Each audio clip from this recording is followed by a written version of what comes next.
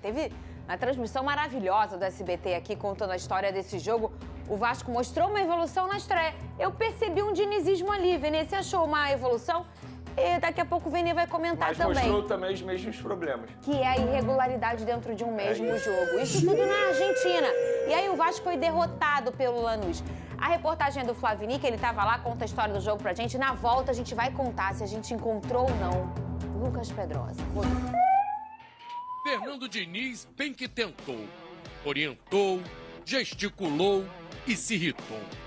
Esse chute do Felipe Coutinho foi praticamente o único bom momento do Vasco no jogo. Elogios só se forem para o zagueiro Luiz Gustavo, que evitou um gol tirando uma bola quase em cima da linha. Não foi a estreia que o técnico esperava.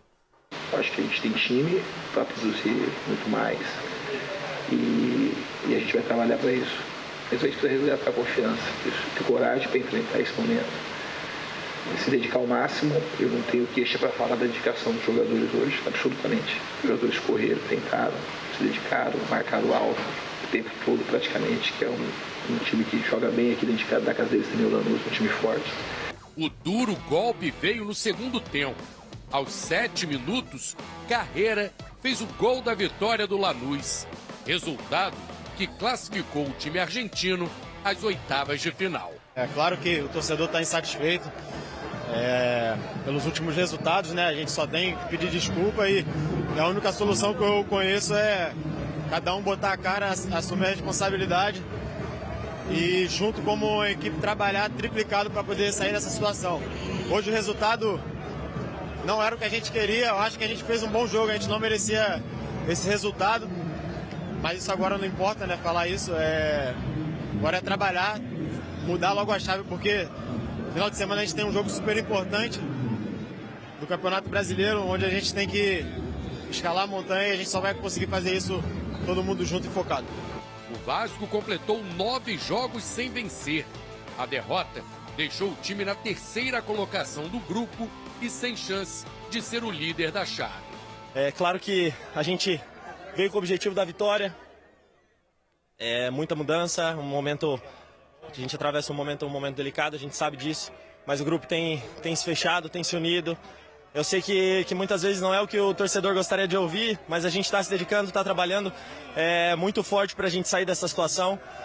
Acredito muito que com a chegada do professor Diniz agora e a comissão, eles vão conseguir agregar muita coisa para a gente.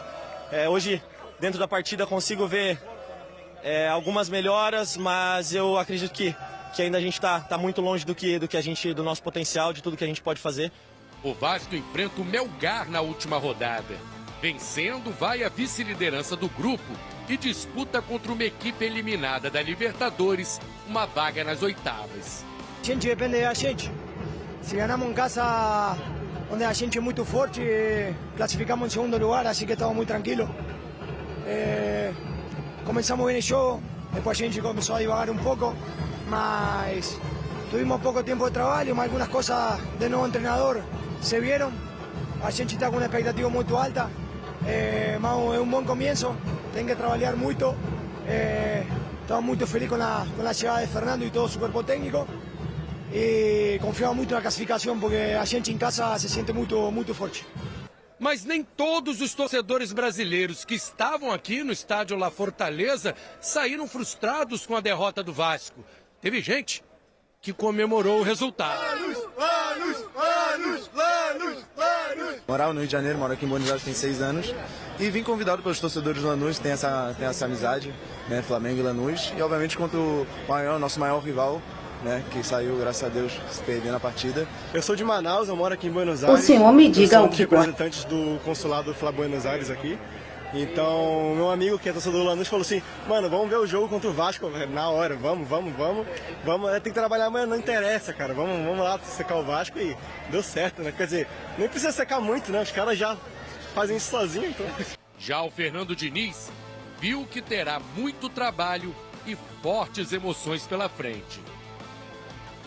Uma palavra! Cadê meu amigo, gente? Olha ele aí, ó. Cadê ele, Alex? Eu tô preocupada, meu Deus do céu. Cadê o Lucas Pedrosa? Cadê Lucas Pedrosa? Não fica assim não, Pedrosa. Olha ele aí, ó. Vene Casagrande. Tá no sapatinho você hoje, hein? Ó, nada vai me tirar do prumo, esquece. É Vene, sério, ó, bom. aula de yoga. Desde que não me enche o saco, você pode falar o que vocês quiserem aí, que ó, nem o Flamengo vai me tirar do sério. Muito bem, Vene Nem Casagrande. LDU. Daqui a pouco a gente tem informações de Lucas Pedrosa. Achamos o homem, Vene Casagrande. Que bom. Já a gente fala com Pedrosinha, mas antes vamos falar desse jogo, Vamos. Vene. Comecei o primeiro tempo falando, cara, que máximo, né? Um treino apenas, a gente já viu muita diferença no Vasco. E aí, quando chegou o segundo tempo, parece que tudo ruiu. Eu não sei o que acontece com o Vasco, isso independentemente de treinador. Eu já falei isso nesse programa várias vezes. O Vasco tem uma dificuldade de manter um ritmo, um jogo constante durante 90 minutos. O que será que acontece, Vene? Fernandinha, vamos lá. No primeiro tempo, acho que o jogo aconteceu aquilo que a gente imaginava.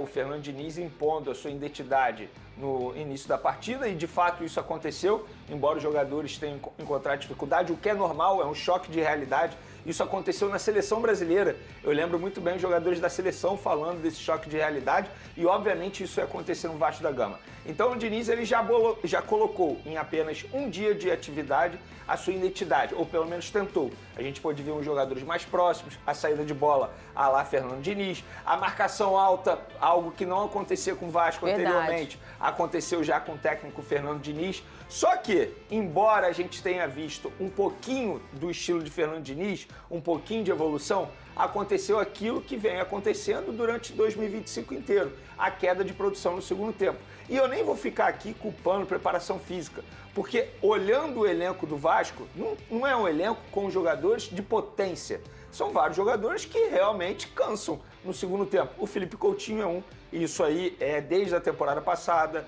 Outros jogadores também, o próprio Tietê passou por dificuldades, porque teve uma lesão e depois ficou ausente dos treinamentos por conta de um problema pessoal. Então vários jogadores ainda precisam evoluir fisicamente. Então não é culpa do Fernando Diniz, é culpa do Vasco da Gama. Inclusive a derrota também não é culpa do Fernando Diniz. O Vasco vem sofrendo derrotas aí durante muito tempo. E tomar gol no segundo tempo também não é culpa do Fernando Diniz. Os últimos 10 gols que o Vasco levou, 9 foram no segundo tempo. Isso demonstra como o Vasco da Gama cai bastante no segundo tempo. Cai também por conta das opções no banco de reservas, porque o elenco do Vasco precisa ser reforçado. Isso aí sem sombra de dúvidas. Embora tenha um ou outro jogador ali que já tenha sido titular anteriormente, mas mesmo assim, quando o Fernando Diniz, ou o treinador do Vasco, que agora é o Diniz, começa a fazer as mudanças, a qualidade técnica cai um pouco no segundo tempo.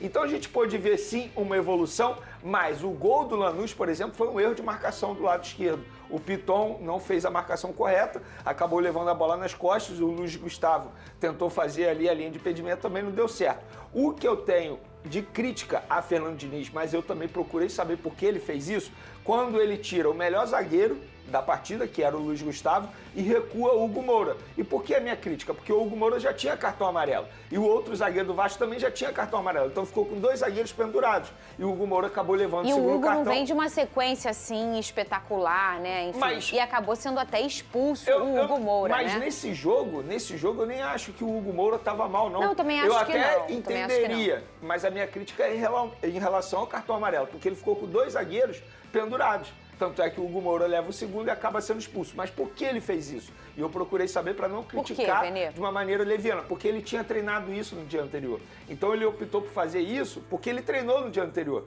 Para não inverter e fazer algo que ele não tinha treinado. E não seria, na visão do Diniz, obviamente, justo com os jogadores, né? Porque poderia pegar de surpresa os jogadores. Então ele optou por fazer aquilo que ele tinha treinado. E é um tipo Arriscou. É um tipo de mudança que a gente vê realmente no histórico do Fernando, né? Não é só no Vasco, ele sempre fazia isso no Fluminense também. A minha crítica é em relação à escolha do jogador pelo cartão amarelo. Entendeu? Não é você pegar um volante e recuar para a zaga. O André fazia isso no Fluminense, lembra? O André fazia isso de uma maneira Mas eu acho que a gente magistral. ainda vai ver alguns erros como esse do Hugo Moura, até alguém se adaptar, ou o Hugo, ou quem vai ser essa peça que vai começar a virar um zagueiro para o Fernando Diniz colocar todo mundo para frente. Porque é o tempo de bola. Você ter uma posição ali em que você é um camisa 5 ou um cabeça de área é uma coisa. Você passar a ser um zagueiro é uma coisa completamente diferente. Então, talvez esses erros a gente ainda vai encontrar até a adaptação. Eu acho que o Hugo Moura tenha jogado mal na zaga, até porque o Hugo Moura já fez isso anteriormente. Meu único questionamento em relação a essa escolha do Diniz é justamente por conta do cartão amarelo. Porque, querendo ou não, o jogador, quando ele está pendurado, ele fica com certo receio em algumas jogadas. Embora ele não tenha ficado, ele acabou levando o segundo. E eu senti nessa jogada que realmente foi uma falta de tempo ali, de adaptação, porque são locais diferentes.